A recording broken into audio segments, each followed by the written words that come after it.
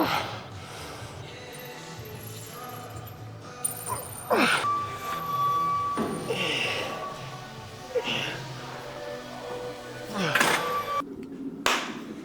welcome back to another video, YouTube. I feel like I'm always in my fucking kitchen whenever I film. But it is Wednesday today, so happy hump day to everyone. We are currently eating meal number 2.5, you could say, or yeah, 2.5, because I had a hot cross bun this morning. Got up nice and early, had a call with one of my mentors to just go through some business and coaching stuff. And that was really fun. And then I'm about to eat a meal, got to do a little bit more client work and stuff. And then we're gonna head to the gym and train legs today. Gonna take you through the whole leg day today. Obviously you guys have seen that arm day, that shoulders and arms day that I did last week. I'm gonna take you through the leg day and just give you a bit of an understanding as to why I train legs the way I do, why the session is programmed the way it is, and my own like 2 cents as to how I think you should approach training legs if you wanna grow big fucking legs, and my leg training secrets, so which there aren't any. But before we do that, I thought I'd show you guys like this meal that I have. I think it's worth showing like the meals I eat prior to training, because like if you're anyone who's trying to, you know, build muscle and be really productive with their physique training and inside the gym, I think it's always really worth prioritizing your nutrition pre and post workout. I mean, fuck, you should prioritize your nutrition all the time, but the importance of pre-workout nutrition is going to dictate a lot of things, really. You know, if you're wondering why you can't catch a pump in, if you're wondering why you can't catch a pump in the gym, you're wondering why you can't progressively overload in terms of reps or actual load itself and adding weight to the bar on a weekly or bi-weekly basis, it's probably because of a lot of things. You know, your recovery and stuff like that, and your nutrition, and maybe the way you're training and your programming, but it's also got a lot to do with your pre-workout nutrition. I prioritize carbohydrates heavily pre-workout most of the time, especially on a leg day because it's a more taxing day. So I will front load a fuck ton of carbs pre-workout on my leg days, just to allow me to have a lot of energy in the gym, and you know, allow me to get a really good pump in the gym, allow me to feel good in my sessions, especially because just the leg days are, for me at least, are very taxing. If you don't train legs hard, then we've got a bit of a problem. But this meal here, I put it on my Instagram. Sometimes I have it post-workout, depending on how early I train. But for me, on a Wednesday at least, this is a pre-workout meal. So it's about 6 Weet-Bix. As you can see, I just put boiling water on here as well. People who say that that doesn't taste good, you're a bit fucking weird. It's just water, and I'm gonna show you how I make it taste good. So if you would have seen my video I posted, well, yesterday now, you would have a good idea of what I'm eating in a week. And this is one of those meals. As I said, this is what I'll eat pre-workout on a leg day, and sometimes post-workout on a Monday or Tuesday. Most of the time post-workout, because I train really early those days because they're just busier days with client work. But yeah, this actually tastes really good. Like, you might get a little bit weirded out thinking, oh, it's water with Weet-Bix, but it actually tastes really good. The yogurt is what makes it. So you just put the water in, you let it sit, and then I do 160 grams, which is just 1 servings of the protein yogurt. Sometimes I'll buy the strawberry one just to mix it up, but we've got the vanilla right now. Some people don't like yogurt. I find that really weird. How do you not like yogurt? Especially this one where it's so like macro-wise, just so fucking good. Like, I don't know how you cannot like it. So I'll put that on there on top, and I've let the water like sit a little bit. So it's like, the Weet-Bix is soaking up all the water. And then I'm putting the yogurt on top, and I just spread that on top, so it creates like a layer on top of the Weet-Bix. I'm gonna put frozen raspberries on top, and it gets creative, don't worry. Obviously, being in the off season or trying to grow more flexible with your calories, and you can make your meals a little bit more palatable or enjoyable, which I definitely do. But frozen raspberries, big fan of the raspberries. Put that on top, put the yogurt back. So we've got the 2 goats here, honey and peanut butter, yes. Honey and peanut butter. So I'll usually do 15 grams of honey on top just to add to the sweetness, just like that. Very easy to track and measure. 12 grams is good enough. And then with this, key tip, if you're tracking things in a jar like this, and you would have seen me do it with the YoPro as well, always take it from the jar in terms of the weight and just let it minus. So I'll usually go like this, I'll zero it out, and then I'll take it like this. I'm usually really good at this, eyeballing it. That's 20 grams. So look, I'll usually opt for around 15, 20 grams. Being in the off season, can't afford the extra cows. Chuck that in there. And I'm gonna microwave it for 30 seconds. All right, so once we take that out, as you can see, all melted, I literally just drizzle it on top like this. And then we just gotta get it all out and just continue to drizzle. There you have it. That's like my pre-workout meal. Now, I've got a bit of work to do now. I might get one more meal in before, depending on what time. I'm waiting for Kayla. She's got a posing class, and then she's gonna come back and we're gonna go train. So it really just depends on that. So I'm gonna eat that, do a bit of work, and we'll go from there.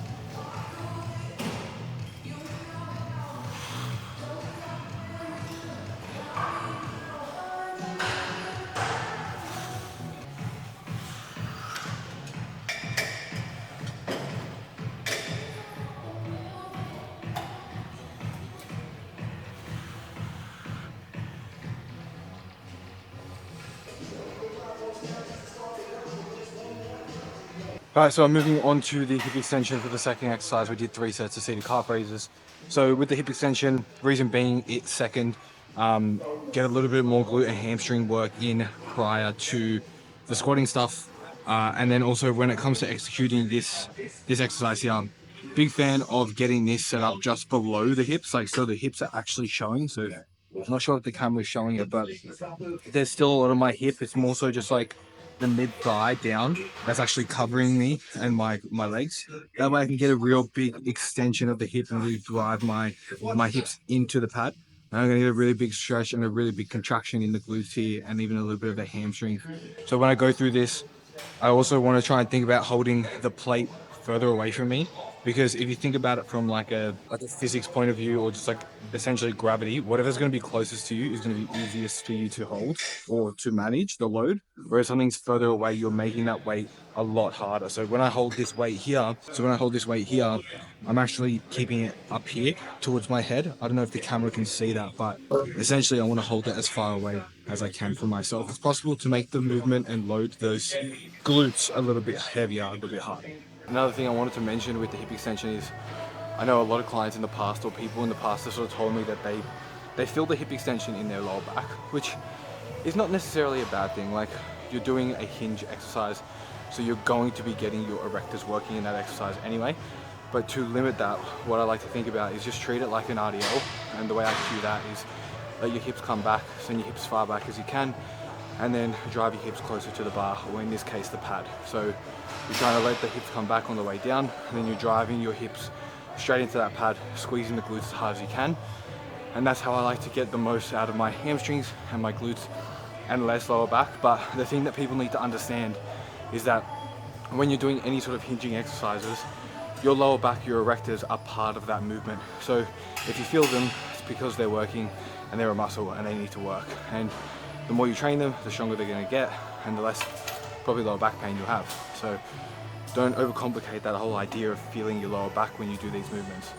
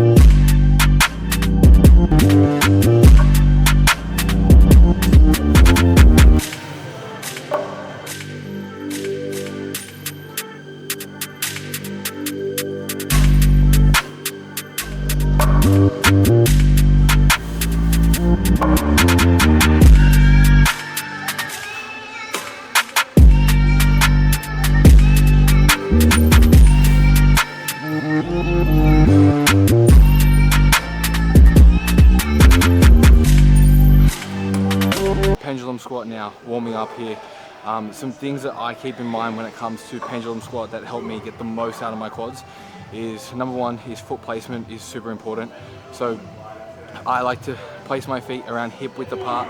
That feels best on my knees. I've had a minor tear in my ACL, or like a little fracture in the tibia somewhere along there. I can't remember what it was exactly, but I like to go hip width apart, which feels just best for me and my mechanics. Everyone's a little bit different, but I also, something I do stand by, which I think most people should probably do if they're trying to grow their quads, is having a bit of a lower foot placement. So the higher you go, the more your hips are gonna bend. The lower you go, the more you're gonna get knee bend. So that's totally fine if you want more hip, more glutes. But if you want more quads, I'd highly suggest bringing your feet a little bit lower. So that's what goes through my mind. The other thing as well, tempo. So as you guys know, if you've watched these videos before, I'm not a huge fan of tempo and extremely slowing things down and squeezing and feeling, but I do want to have some control in that way. And when it gets heavier, it's a lot harder to think about that, and it's a lot, you want to go fast. So I always just try and slow it down as much as I think is necessary, but not so much so that it's taking away from the movement. But when the load's heavy enough, it's still going to be somewhat quick anyway, and you watch it back and you realize that. So I'm going to try and hit like around 150, 145 today for around 8 to 10 reps. Just 2 sets, top set, back off, and we'll go from there.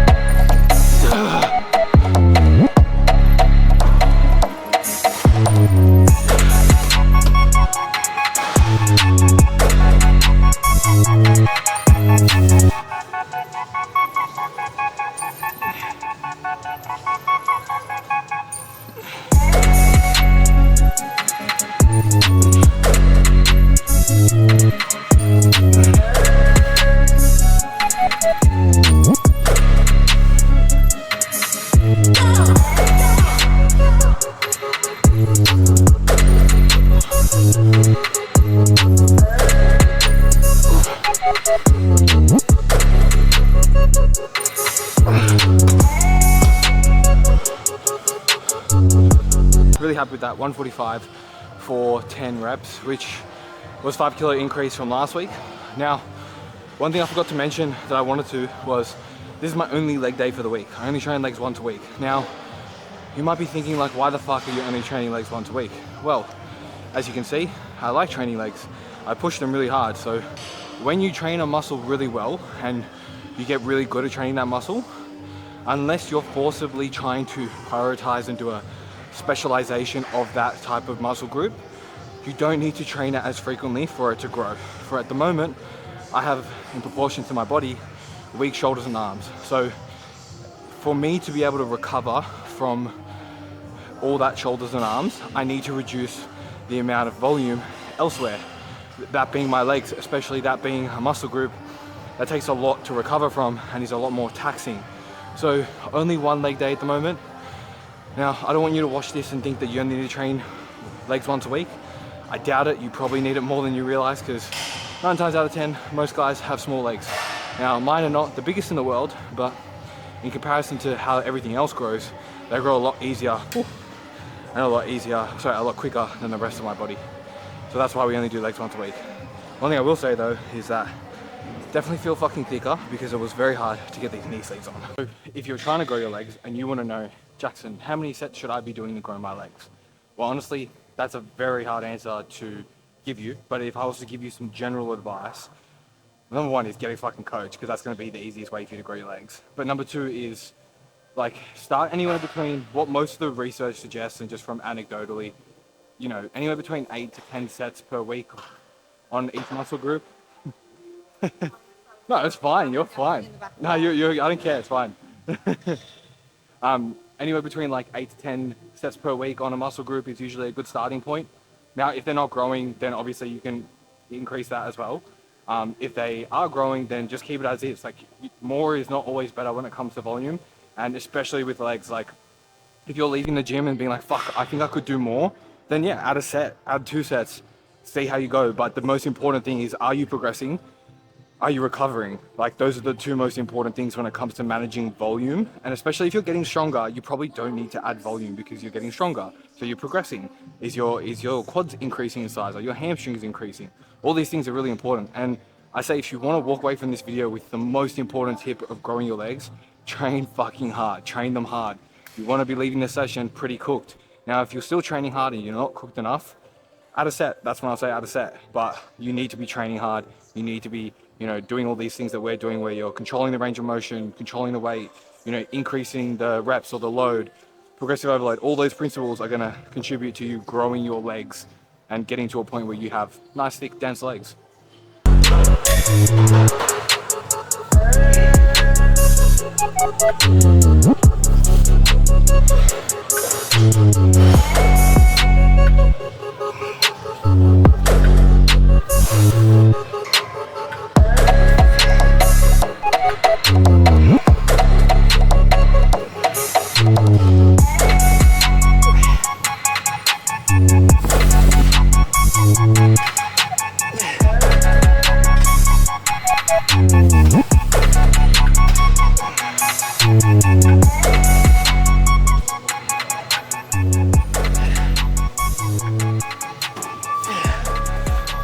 It's like, there's no real big fancy exercises here. There's no fancy method, there's no fancy drop sets, rest pause sets, tempo, whatever the fuck you want to do. Honestly, when it comes to building muscle and getting really good for making progress long term, the simple shit is what works. I'm doing squat pattern, I'm doing a hinge pattern, I'm doing leg curls, extensions. Like, that's what grows your legs. Everyone wants to get caught up in doing all these different fancy methods, and they'll try a new one every week, and then they'll wonder why they get no progress, why they never make gains. Stick to something long enough to see it through. The way I always try to think about it is that if you're trying to learn a language, let's say Italian, and then you learn like a little bit of Italian, and then you go to Russian, it's like, are you ever gonna get really good at Italian? No. Stick to one style of training for a long time for you to see progress with it. Stop changing shit, even if it's fucking, I've put so many YouTube videos up now, you could literally make your program based off what I've said and how I train, and just see if that works. If it doesn't, change it after 12 weeks, but stick to it for long enough.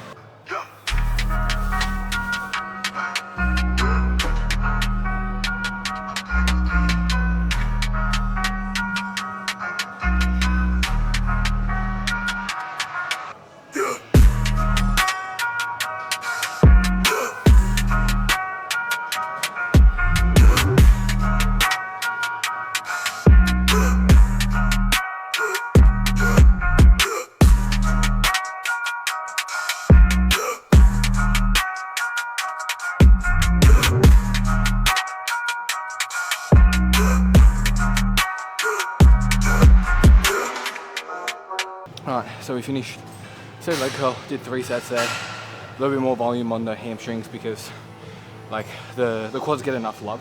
It's more so the hamstrings, especially like, I think more people should put more emphasis on their hamstrings to make their legs look bigger. Quad training has become a lot more popular in the sense of like, people know that having big legs, you gotta train your quads. But I feel like, at least from what I've seen with my own clients, a lot of them neglect a lot of hamstring development. And if you really want to have a thick, dense look to your legs, training your hamstrings is really important. But anyway, dumbbell RDLs. So why the dumbbells? Less overall taxing on the system.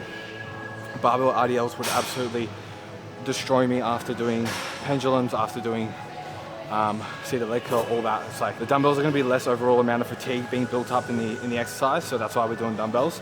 As well as we're just training that hamstring in more of that stretch position, getting some glutes involved there too. But I like to keep my my knees a little bit straighter. If you have more of a bent knee, you're going to get a lot more glute. If you have a little bit more of a stiffer knee and think about driving your knees back, you're going to get a lot more hamstrings involved there. So just 2 sets here, and then we finish with some leg extension, and that about wraps up the leg day. I've spoken a lot of shit today, So you guys better find it useful. Otherwise I might just, I probably shouldn't say that. I'll probably get cancelled. But yeah, we got one more set here and then we'll jump into some leg extension.